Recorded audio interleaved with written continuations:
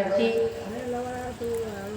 सूरत से पधारे हुए परम वंदनीय परम पूज्य श्री गुरु संत साहिब जी, वंदनीय संत समाज, उपस्थित धर्म प्रेमी बंधुओं, भक्तिमती माताएं, बहुत ही अच्छे विचार आप सुन रहे थे। सुनने ही से काम नहीं चलेगा। जैसे पशु जल्दी जल्दी खा लेता है, खाने के बाद वो चर्वण क्रिया करता है, उसको पचाता है, जिसको बागोली कहते हैं, तब उसका रस बनता है, तब उसके जीवन में उसे पौष्टिकता मिलती है। अगर नल चल रहा हो और घड़ा उल्टा हो तो घड़े में पानी बूंद भर भी नहीं जाएगा। घड़ा सीधा हो और घड़ा फूटा हो तब भी घड़ा में पानी नहीं जाएगा। घड़ा सीधा हो और घड़ा सुरक्षित हो तभी घड़े में पानी भर सकते हैं। ऐसे ही हमारे विचार सीधे हो और हम खाली होकर सब तरफ से मन को सिमट कर सुरता को अपने लक्ष्य से जोड़े। संत सम्राट सदगुरु कबीर साहिब का मौलिक ग्रंथ बीजक है। किसी भी महापुरुष की वाणी उठा लो, पर यहाँ चर्चा कबीर साहब की है। सदगुरु कबीर कहते हैं, बीजक के माध्यम से एक दो पंक्तियों का पद है। ऐसो भरम बिगुर जन भारी, ऐसो भरम बिगुर जन भारी। यानी बिगुरचा उसको कहते हैं जो खेत में चना पकता है, गेहूं पकते हैं, तब पक्षी उसे खाते हैं, तो उससे बचाने के लिए एक आदमी खड़ा करते हैं। आप लोग सब जानते हैं कि दो डंडा सीधा, एक डंडा आड़ा, उसे कुर्ता और पजामा पहना करके और ऊपर सिर पे उसके हंडी की टोपी लगा देते हैं। तो वो कहाँ खड़ा रहता है? आप सब बड़े ध्यान से सुनना। मैंने क्या कहा, घड़ा का उदाहरण क्यों दिया? तो वो जो पुतला, जिसको बिगुरचा कहते हैं, पुतला कहते हैं, स्टेचू कहते हैं, जो भी अपनी अपनी भाषा में काक भगोड़ा कहते हैं, और उसे कबीर साहब ने बिगुरचा कहा। वो कहाँ खड़ा रहता है? खेत में। और किस लिए खड़ा है? और खड़ा किसने किया? वो स्वयं खड़ा नहीं है, उसे खड़ा किसी आदमी ने किया अपने खेत की रक्षा के लिए। पर वो आदमी नहीं है, पर वो पक्षी के लिए एक धोखा खड़ा किया कि ताकि मेरे खेत की सुरक्षा हो, मेरा खेत की फसल पक्षी ना खाए। इसी प्रकार से धर्म के नाम से, जाति के नाम से, भूत प्रेत के नाम से, देवी देवता के नाम से, तीर्थ व्रत के नाम से, इस मनुष्य के दिमाग में जैसे पक्षी खेत को न खा सके, ऐसी भोली जनता से अपना रोजी रोटी चलाने के लिए हम जैसे पंडितों ने, जो मंच पे बैठे, ऐसे पंडितों ने एक बिगुरचा खड़ा कर दिया, एक धोखा खड़ा कर दिया, और उस धोखे में आप हम सब फंस गए। इसी को कबीर साहब ने इस पद के माध्यम से बताया है। ऐसो भरम बिगुर जन भारी, ऐसो भरम बिगुर जन भारी। वेद की तेब तीन दो जग, वेद की तेब तीन दो जग को पुरुषा को नारी। ऐसो भरम बिगुर जन भारी, ऐसो भरम बिगुर जन भारी। देखिए, आप भी बोल सकते हैं। आप मां मत बोलना, जब कोई मृत्यु हो जाए और आदमी को जलाने ले जाए तो आप मत बोलना, पर यहाँ बोल सकते हैं। और जिसके मुख में जीभ है वो तो जरूर बोल ही ले, और जिसके मुख में जीभ ना है वो नहीं भी बोले तो चलेगा, कि गूंगा बोल नहीं सकता। पर आपने सुना है कि कबीर साहब ने भेषा से भी ओम मंत्र बोला दिया था। किससे? भेषा से। तो एक उदाहरण है कि कबीर साहब ने कहते हैं कि जो ओम बोले वही गुरुओं की पंडितों की पंगत में बैठ सकता है, जो ओम का जाप करे। अब कबीर साहब नहीं बोल रहे थे। साहब का पद है, ऐसो भरम बिगुर तन भारी, ऐसो भरम बिगुर तन भारी। माटी का घट साज बनाया, नांदे बिंदु समारा। माटी का घट साज बनाया, नांदे बिंदु समारा। घट बिन से क्या नाम धरोगे, घट बिन से क्या नाम धरोगे। आमक जी बुलाना, ऐसो भरम बिगुर जन भारी, ऐसो भरम बिगुर जन भारी।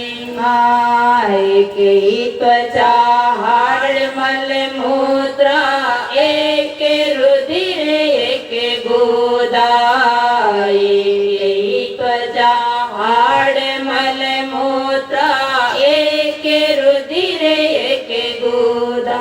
एक बूंद से सृष्टि रची है, एक बूंद से सृष्टि रची है।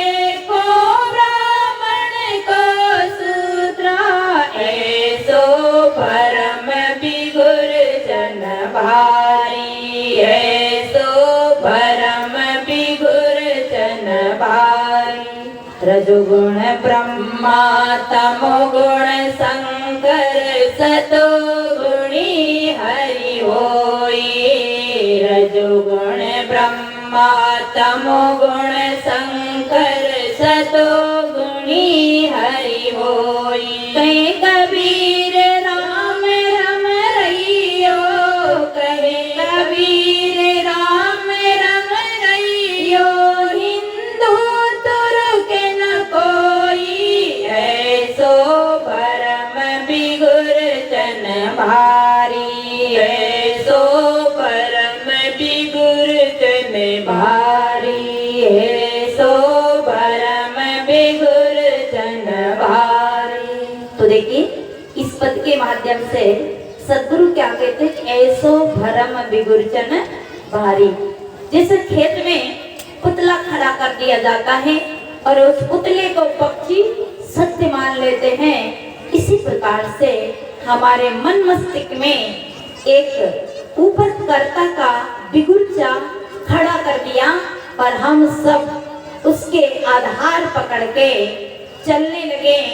जैसे कैसे चलने लगे कि बिना आधार के, जैसे बिना ब्रेक की गाड़ी, बिना लाइट की गाड़ी, उसका कहीं ठिकाना नहीं, ऐसे हम भी चलने लगे। कभी हमने विचारी नहीं किया, कभी साहब उसको बिगुरचा बताते, धोखा बताते। हमारी माताओं के मन में भी एक बिगुरचा डाल दिया है कि देवी के यहाँ धोखने जाओ, भेरू के यहाँ धोखने जाओ तो बच्चा होता। अगर देवी के यहाँ धोखने ना जाओ, भेरू के यहाँ धोखने ना जाओ तो बच्चा नहीं होता। पर कभी हमने इस बिगुरचा को हटाकर देखा कि कुत्ता, बिल्ली, सुअर, गाय, छिपकली, मुर्गी, बकरी, कोई देवता धोखती है? देख लो धोखती हो, फिर भी उनको बच्चा हो जाता है।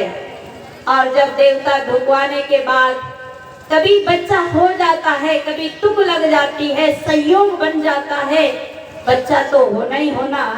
पर कहते हैं कि अमुक देवता ने दिया, लोग ऐसी कल्पना करते हैं। फिर उस देवता को क्या चढ़ाती है? बाल। क्या चढ़ाती है? बाल।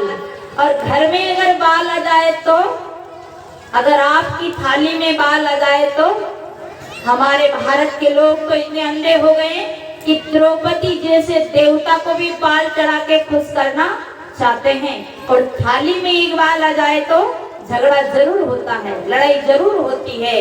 तो देवता को क्या चढ़ाते हैं? बाल। और देवता को क्या चढ़ाते हैं? खाल, बकरे की खाल, कान की खाल।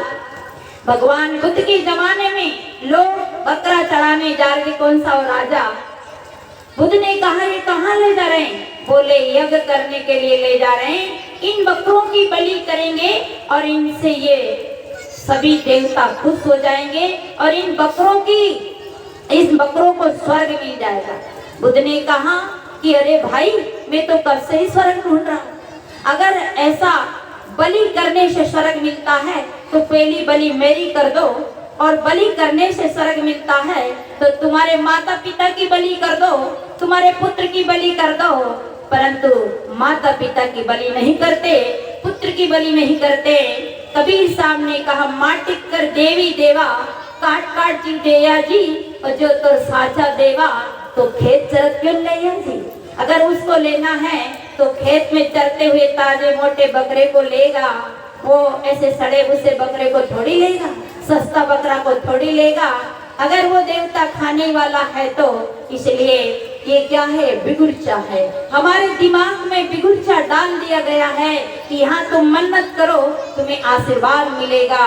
थोड़ा विचार करना, सोचना भी। शायद सुना रहे थे ना, करवैया वाला अपनी छाड़ वीरानी आस, और जाके आंगन नदिया वहे सो कसमरे प्यास। अपने पुरुषार्थ का भरोसा करो, अपने दिल दिमाग से काम लो, किसी के चलाए मत चलो, अपने दिमाग से सोचो।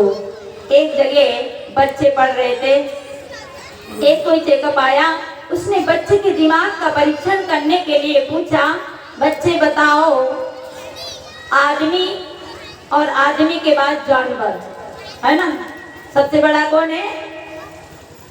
कौन है सबसे बड़ा?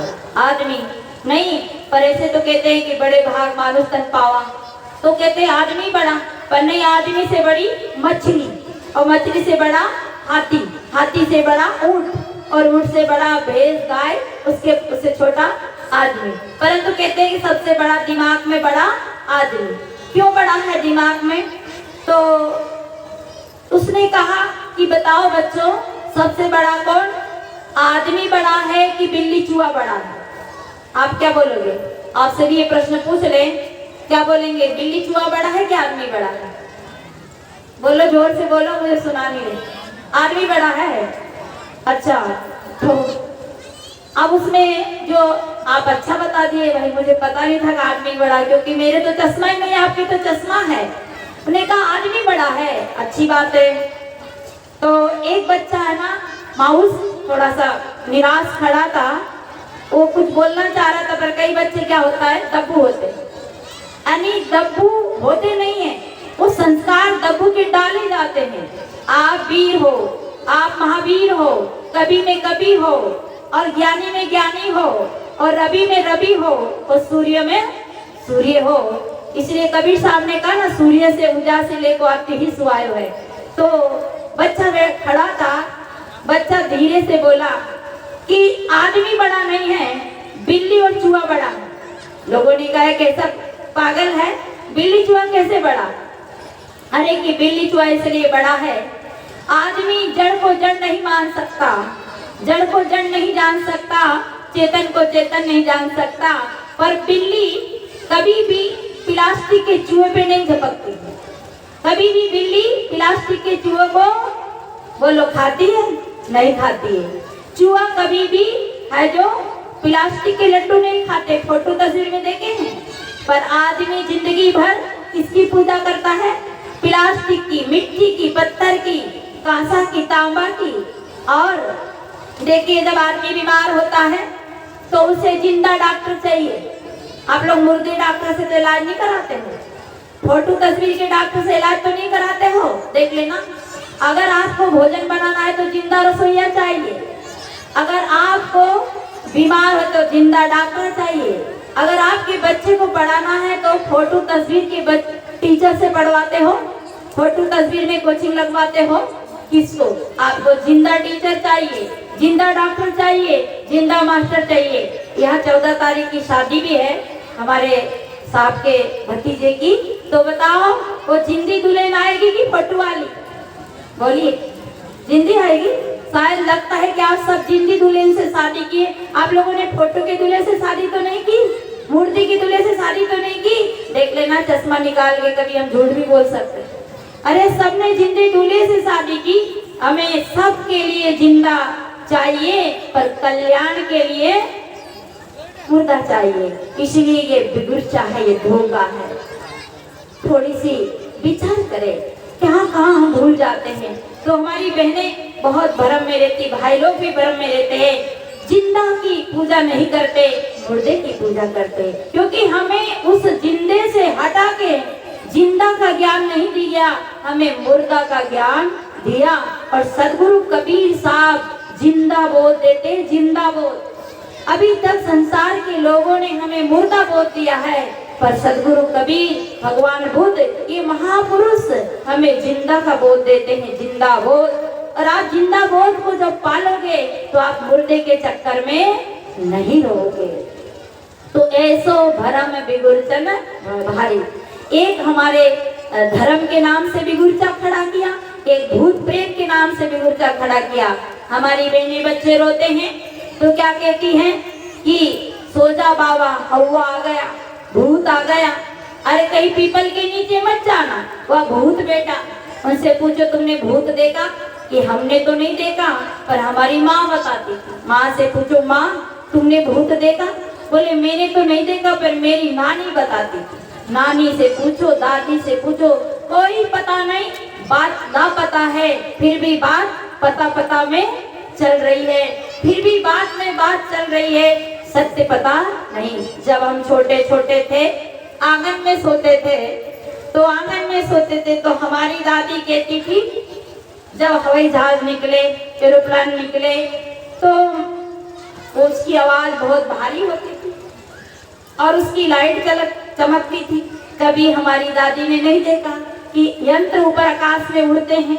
बेचारी भोली भाली अनपढ़ दादी, तब जब वो आवाज आती तो हमारी दादी कहती, खटिया अंदर घिस लाओ, भूत की सवारी आई है, चुड़ैल की सवारी आई है। तो हम धड़ाक से भाग जाते थे, खटिया वटिया नहीं देखते थे, कहीं भूत की सवारी ऊपर आई है। और सवेरे बातें करती थी कि बहुत बड़ा सवारी निकली, अरे चमचमाट चमचमाट उड़ती गई, गड़गड़ाहट उड़ती गई। नहीं जान पाए, नहीं समझ पाए। सदगुरु कबीर कहते, जाना नहीं पूजा नहीं, समझ किया नहीं कौन, अंधे को अंधा मिले तो राह बतावे कौन। इसलिए फिर धीरे धीरे पता चला, जब कभी उस यंत्र में बैठने का अवसर मिला और देखने में आया, सुनने में आया, तब पता चला कि यंत्र ये भूत प्रेत ऊपर नहीं है। लोग बीमार होते थे, हार्ट अटैक, कैंसर आदि आदि। अब कौन सा हार्ट अटैक चला? साइलेंट, चुपचाप, जैसे के तैसे। जब भाई भाई में लड़ाई होती, पड़ोसी में लड़ाई होती, कैसे ऐसी मूठ रखी, ऐसा मंत्र किया कि उसको जहाँ कहीं रख दिया, पता ही नहीं चला। आज पता चला कि ये बीमारियां होती हैं। लोग पहले संदेह कर गया, कहते हमारा घर बांध दिया, हमारे घर में ऐसी गलत हवा आ रही। अरे भाई, खिड़की दरवाजा हवा लेने के लिए रखते हैं और उसमें हवा आना ही चाहिए, पर कहते कोई हवा है, भारी हवा, और वो हवा आदमी को मार देती है। अभी हम एक गांव में थे, तो एक माता जी की बेटी खत्म हो गई। बोले मेरी बेटी को मारा गया है, कोई तंत्र मंत्र कर दिया गया है। मैंने कहा, तंत्र मंत्र करने से अगर आदमी मरता तो आपके देश के प्रधानमंत्री नरेंद्र मोदी को अब तक रहने नहीं देते। अरे बड़े बड़े नेता को कौन रहने देते? और अगर नेता को छोड़ो, हमारे भारत की सुरक्षा के लिए नौजवान भाई शहीद हो रहे हैं। ये माताएं विधवा हो जाती हैं, माँ बेटाहीन हो जाती हैं, पुत्र बच्चा अपने माँ बाप के लिए रोते रह जाते हैं। अगर ऐसा कोई है कि 1 मिनट में सबका स्वाह कर दे, तो वहाँ अपने देश की सुरक्षा के लिए उसे खड़ा कर दिया जाना चाहिए, ताकि भारत का करोड़ों का ये जो हथियार लग रहा है ये बच सके। ये सब हमारे दिमाग में बिगुर्चा है। सुख आता है कर्म से और दुख आता है कर्म से। इसलिए इनसे सबसे हमें ऊपर उठना होगा। कहते हैं ब्राह्मण ऊंचा और सब दूसरा क्षत्रिय। ब्राह्मण का जन्म कहते हैं मुख से हुआ। आज तक आपने तो नहीं देखा, मुख में कोई ऐसा यंत्र तो नहीं लगा कि ब्राह्मण का बच्चा मुख से पैदा होए। अरे सबका जन्म एक ही तरीके से होता है। ये बात तो राम जी भी कह गए, कोई नहीं जन्मे मात पिता बिना, बांधी भेद की रीति, तुमरे तो मैं से उपजे से हमारे नहीं रीति। अरे राम भी कह रहे, फिर भी लोग कोई मानने को तैयार नहीं है। अरे ब्राह्मण का जन्म मुख से होता, क्षत्रिय का जन्म भुजा से होता, वैश्य का जन्म जंघा से होता और शूद्र का जन्म पैर से होता। ये किसने कहा? ये पोथियों में कहा, ये विगुरचा है। सबका जन्म एक ही हिसाब, एक ही प्रकृति का नियम से ही होता है। ब्राह्मण क्यों? आज मैंने एक बात जरूर कहूंगी। सवेरे जब हम जा रहे थे, हमने देखा हम शूद्र क्यों बने। एक बहुत छोटी सी बात है, शूद्र बने नहीं, हमने अपने मन में ही बना लिया। जब हम सवेरे जा रहे थे, एक माता दिशा मैदान जा रही थी, तो इतना बड़ा लोटा था, देख लेना आप लोग इधर, इतना बड़ा लोटा। अब बताओ, इतना बड़ा लोटा लेके अगर वो बाहर जाएगी तो वो जरूर सुदृढ़ रह जाएगी, क्योंकि इतना बड़ा लोटा में सफाई होने वाली नहीं है। इसलिए बड़ा पात्र लेके अगर आप दिशा मैदान जाती है, ब्राह्मण रोज स्नान करते हैं, आप भी रोज स्नान करके ही भोजन बनाओ। क्यों? हम ब्राह्मण नहीं, हम भी ब्राह्मण हैं। जाति से कोई ब्राह्मण नहीं, कर्म से, ज्ञान से, रहनी से ब्राह्मण हो सकते हैं। जिसको हम व्यास जी कहते हैं। कौन थे व्यास जी? ढेमरी और पराशर ऋषि से जो पैदा हुए थे, वो ब्राह्मण नहीं थे, पर कर्म से ब्राह्मण बन गए। इसलिए हम अपने जीवन में अपन ब्राह्मण बन सकते हैं। यही ब्राह्मण, इसे बिना स्नान करे भोजन नहीं बनाना चाहिए। हमारी माताएं बहुत सारी अंगूठियां पहन रखी हाथ में। अब बताओ, एक एक हाथ में कहते अंगूठी पहन के दान करो, तब दान होगा। हमारे ये माता राम, ये यहाँ के जो सिंगाड़िया जी जो आपके कार्यक्रम कर रहे हैं, इनके हाथ में अंगूठी नहीं, क्या इनका धर्म नहीं लगेगा? क्या इनका पुण्य नहीं होगा? कैसा बिगुरचा डाल दिया। अंगूठी पहन के दान करो तब दान होता है। अरे दान तो दिल से होता है, हृदय से होता है। आपके दिल में भाव प्रकट हुआ, मुझे संतों की सत्संग कराना है, तो ये तो दान हो गया। परंतु हम दान कैसे? अंगूठी पहने तब दान करें। अंगूठी बिना मांझी रहती है और 4-4, 5-5 अंगूठी पहनकर हम दिशा में दान गए, हाथ धो लिया, पर अंगूठी भीतर नहीं मांझी, आटा बनाया, जल्दी जल्दी काम में जाना है, तो अंगूठी का माल टाल, बोलो कहाँ रहेगा? आटा में रहेगा। और आटा में रहेगा तो जैसा खाए अन्न वैसा होए मन, और जैसा पिए पानी वैसी होए वाणी। हमारी बहनें बहुत श्रृंगार करती है और श्रृंगार में लिपस्टिक लगा लेती है, तो ऐसी लगती जैसे बिल्ली चूहा खा करके चली आ रही। चेहरे की सुंदरता लिपस्टिक लगाने से नहीं, चरित्र से है। चरित्र हमारा गहना है, इसे न कभी खोना है, और ये खो गया तो जिंदगी भर रोना है। गिरी पर चढ़ गिरी से गिरे मरे कई बार, गिरी पर चढ़ गिरी से गिरे मरे कई बार, और जो चरित्र गिरी से गिरे तो बिगड़े जन्म हजार। इसलिए ज्यादा स्वाद करने की जरूरत नहीं। रोज स्नान बना के भोजन करें, प्रातः जल्दी उठे और जल्दी उठकर अपने घर की सफाई करके भोजन बनाए। पत्थर की मूर्ति को बिना भोजन किए, बिना स्नान कराए और बिना स्नान किए भोग नहीं लगाते हैं, तो आपके घर में जो जिंदे देवी देवता, बाल गोपाल, आपका पति परमेश्वर, सास ससुर, उनको आप बिना स्नान किए भोजन कराते हो, तो इनके अशुद्ध विचार देखते हैं। फुटपाथ पे जो बच्चे पड़े, जो लोग रहते हैं, उनके बच्चे पढ़ नहीं पाते, उनके पास संपत्ति नहीं रहती, वो भीख मांगे रहते, क्योंकि नहाते नहीं, धोते नहीं, सफाई नहीं रखते, इसलिए उनका बुद्धि का विकास नहीं होता है। इसलिए ब्राह्मण बनना है तो सबको रोज स्नान करके मंदिरों की परिक्रमा नहीं लगाना है। कबीर साहब कहते जहाँ जहाँ डोलूं सो परिक्रमा और जो करूँ सो पूजा। जब हम दौड़ दौड़ के काम करते हैं तो ये परिक्रमा है, ये पूजा है। तो कहीं हम ऐसे छोटे छोटे सूत्र को जीवन में याद रखें, इस जीवन को बहुत पवित्र बनाएं। और देखिए सूत्र को जब आप मुर्गी मार के घर में लाते हैं और नारा लगाते हैं कि संडे हो या मंडे, क्या कहते हैं, संडे हो या मंडे, और रोज खाइए, क्या खाइए, अंडे। अंडा कहाँ से पैदा हुआ, रजबीज से पैदा हुआ है। और रजबीज से पैदा अंडा को आप हंडिया में पका के खाओगे तो आपका बच्चा कभी ब्राह्मण नहीं बनेगा। अगर आपके बच्चे को ब्राह्मण यानी ब्राह्मण से भी ऊंचा बनाना है, ऋषि संत महापुरुष बनाना है, तो अंडे नहीं खिलाइए, एप्पल खिलाइए, सेवफल खिलाइए, अरे बढ़िया बढ़िया अमरूद खिलाइए, ताकि आपका बच्चा काजू बादाम खिलाइए। क्या खिलाते हैं, सड़ी सड़ाई मुर्गी। कहते हैं कि सबसे अच्छा मांस मुर्गी का, मुर्गी कई बादाम को हलवा खाती देखी, कभी मुर्गी ने बादाम का हलवा खाया।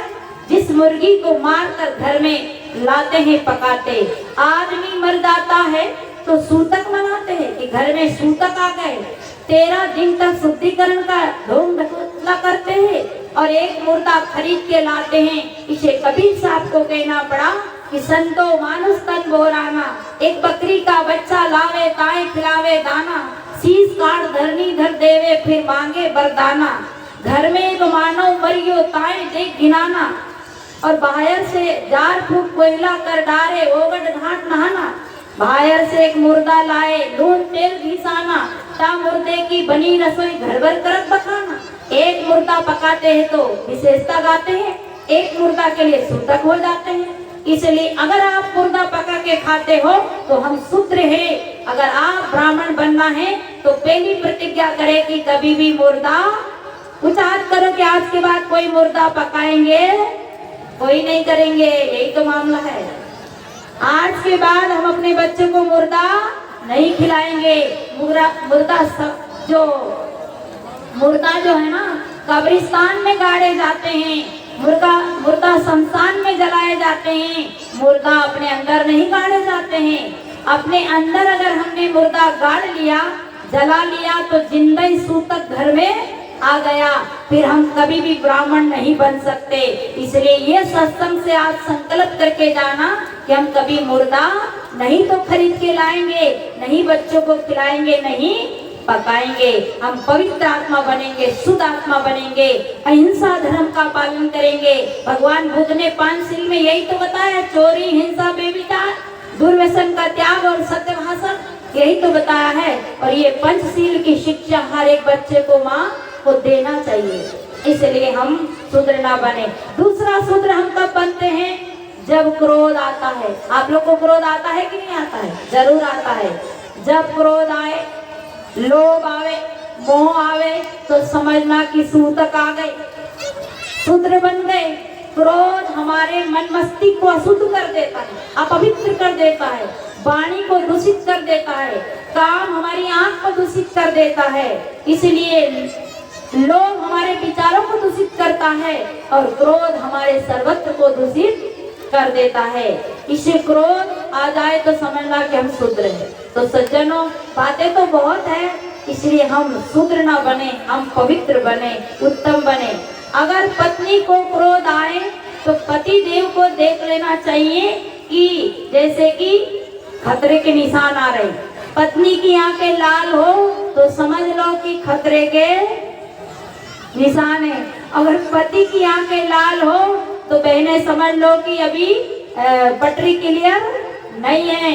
जब गाड़ी आती है, अगर पटरी क्लियर नहीं है तो गाड़ी को लाल झंडी के द्वारा रोका जाता है और हरी झंडी से। और चौराहे पे भी आपने देखा होगा, लाल लाइट जले तो गाड़ी रोको और हरी जले तो बढ़ने दो। तो एक गरम और एक नरम, और दोनों ही गरम गरम हो जाए तो। और देखिए, पत्नी गरम हो तो आप बड़े शालीनता से उत्तर देना।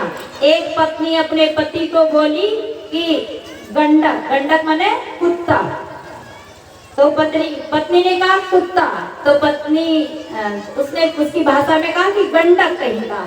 तो पति ज्ञानी था, उसने कहा हाँ बिल्कुल सही कहा, गंडक तो हूँ, पर एक गंडक गली में घूमता है, टुकड़ा टुकड़ा के लिए भटकता है, पर एक गंडक हवाई जहाज में घूमता है। तो मैं गंडक तो हूँ, पर कौन सा गंडक जो हवाई जहाज में घूमने वाला हूँ। तो एक गरम एक नरम, तो झगड़ा नहीं होगा। इसलिए सज्जनों, हम शूद्र कब बनते हैं? सदगुरु कहते हैं ऐसो भरम बिगुर जन भारी, ऐसा भ्रम हमारे लिए जाति के नाम से। अच्छा बताओ, कबीर साहब कहते एक त्वचा हाड़ मल मूत्र, हम तुम एक लोहू, एक प्राण व्यापे मोहू, एक जनी जना संसारा, कौन ज्ञान से भयो निनारा।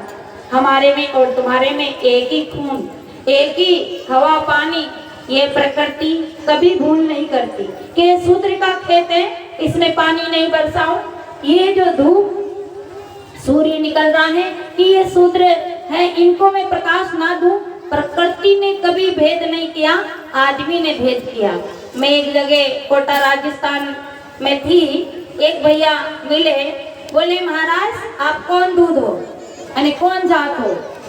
कबीर साहब क्या कहते हैं, जात ना पूछो, आपको सब याद है, जात ना पूछो साधु की, पूछ लीजिए ज्ञान, मोल करो तलवार का, पड़ा रहने दो ज्ञान। उनने कहा कि आप कौन जात है, मैं नहीं बोली।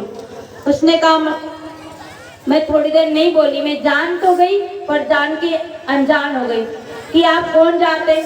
मैंने कहा आप देखो मैं कौन जात हूँ, बकरी हूँ, मुर्गी हूँ, भैंस बतख हूँ, क्या हूँ। तो हंस दिए, नहीं महाराज आप कौन दूध है। फिर कहा उन्हें समझी नहीं होगी, कहा कौन दूध है। मैंने कहा आपको कौन सा दूध चाहिए, गाय का चाहिए कि भाई भैंस का चाहिए, तो आप डेयरी पे जाइए। कौन दूध हूँ, आदमी आदमी से जात पूछता है, आदमी को आदमी नहीं दिखता, ये नर में नारायण नहीं दिखता। और क्या कहते हैं, सिया राम में सब जग जानी, करो प्रणाम जोर जुग पानी, परंतु आदमी आदमी को नहीं परखता।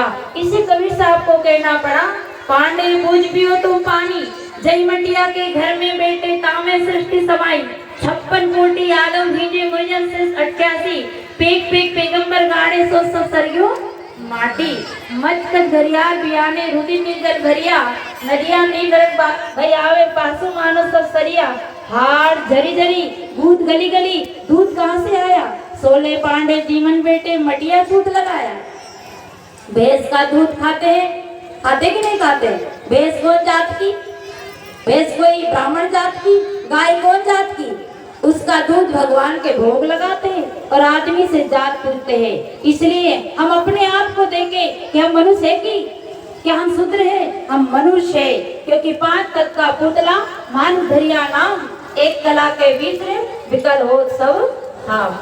तो देखिए माटी का घाट साज बनाया, नांदे बिंद समाना, घटविन से क्या नाम धरोगे, ये जो अंदर जो बेटा चेतन, इसका क्या नाम धरोगे।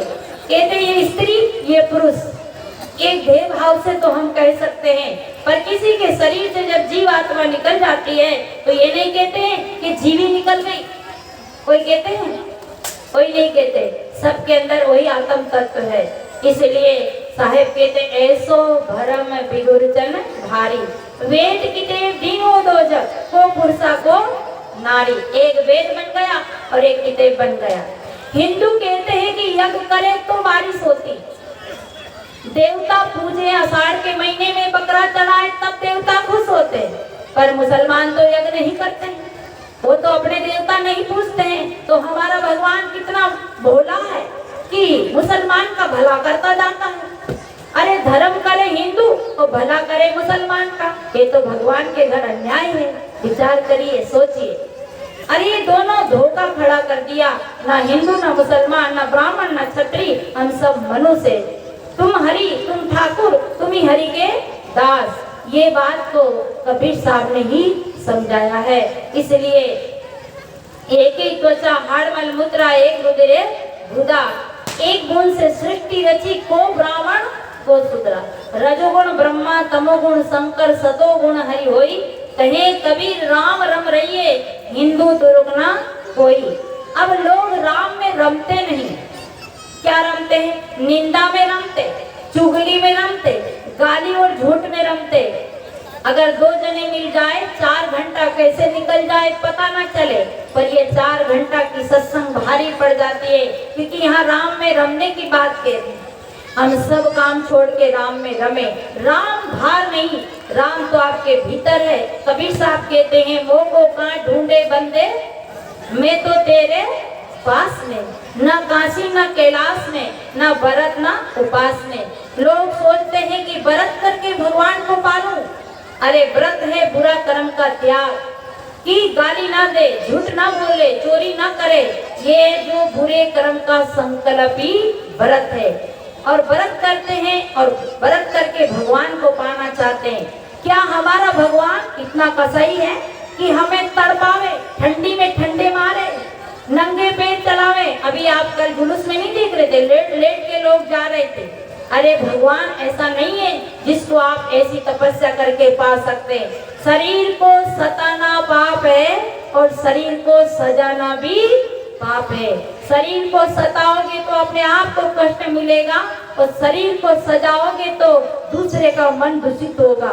आज लोग शरीर को सताते हैं और दूसरा शरीर को सजाते हैं। भाई लोग भी शरीर को सजाते हैं तो माई लोग भी शरीर को सजाती है। कैसे सजाते हैं? पहले कोई गरीब आदमी फटा कपड़ा पहन लेता था तो कहते बेचारा गरीब है, पर आज तो सजने के लिए फटा कपड़ा खरीदा जाता है। देखा आपने फटा कपड़ा? देखा होगा, जिसका नाम क्या है? जींस का पैंट। वो फटाई तो होता है, घुटने के तितली गोड़े में, घुटने में कटा रहता है, उसको पसंद करते हैं। और अपने सजने के लिए कटिंग करवाते हैं। कटिंग कैसे कराते हैं? रिंग रोड और बीच में गार्डन लगा देते हैं। देखे नहीं बच्चे कटिंग कराते, होलियां बिगाड़ लेते हैं, सजते हैं। तो कैसे कैसे सजते हैं हम लोग। तो देखिए, कोई शरीर को सजाता है और कोई शरीर को सताता है, भूखे मरता है। जिसको हम परमपिता परमात्मा कहते हैं, जिनको हम जगदम्बा कहते हैं, अरे अपना बेटा नंगा पैर चला जाए, दिन भर भूखा रह जाए तो माँ बाप का दिल बहल जाता है, दुखी हो जाता है कि मेरा बेटा भोजन करके नहीं गया। पर वो कैसा पिता जो तड़पा तड़पा के आशीर्वाद देता है। ये कहीं ऐसा पिता नहीं बेटा जो आपको आशीर्वाद देगा। ये आपका मन का बिगुर्चा है, धोखा है, इसलिए इस धोखे को निकालना होगा। कबीर साहब कहते, भंवर जाल वगजाल है, बूढ़े बहुत अच्छे, कहें कबीर ते बाचिए जाके हृदय विवेक। तो यहाँ विवेक करने की जरूरत है। आप सब काम को छोड़ के राम में रमिए, अपने अवगुणों को धो करके सद्गुण को ग्रहण करिए और अपने जीवन को पावन पवित्र बनाइए। देखिए सज्जनों, क्योंकि विषय ज्यादा नहीं फैलाऊं, बहुत देर हो गई। हमारे परम पूज्य संत महापुरुष यहाँ मंच पे विराजमान हो चुके हैं, तो इसलिए साहेब की जो ये पद है इसको मैंने आप लोग के सामने रखा कि ये भ्रम है, बिगुर्चा है, धोखा है, ऐसो भरम बिगुर्चन भारी। वेद किते दिनों दोजक को पुरुषा को नारी, माटी का घाट साज बनाया नांदे बिंद समाना। घटविन से क्या नाम दरोगे अहमक खोज बुलाना। एक ही त्वचा हाड़ मल मुद्रा, एक रुधिर एक दूधा, वही पार तत् का चित जल पावक गगन समीरा। पंच रचित अदम शरीरा, सबका शरीर एक जैसा ही है। इसलिए रजोगुण ब्रह्मा, जिनके अंदर रजोगुण है वो ब्रह्मा है, जिनके अंदर तमोगुण है वो शंकर है, और जिनके अंदर सतोगुण है वो विष्णु है। और राम रम रहियो हिंदू तुरुकना कोई, सब में वही आत्म राम है। जब तक वो राम है तब तक आपका काम है, और राम निकल गए तो आप मुर्दा है, मुर्दा है, मुर्दा है। इसलिए सबको हमें अपने राम में रमना है और कहीं इन धोखे में नहीं पड़ना है, कहीं भूल में नहीं पड़ना है। आप लोगों ने शांति का परिचय दिया, मैं अपनी वाणी को यही विराम लेती हूँ। प्रेम से बोलिए सद्गुरु देव की जय। साहेब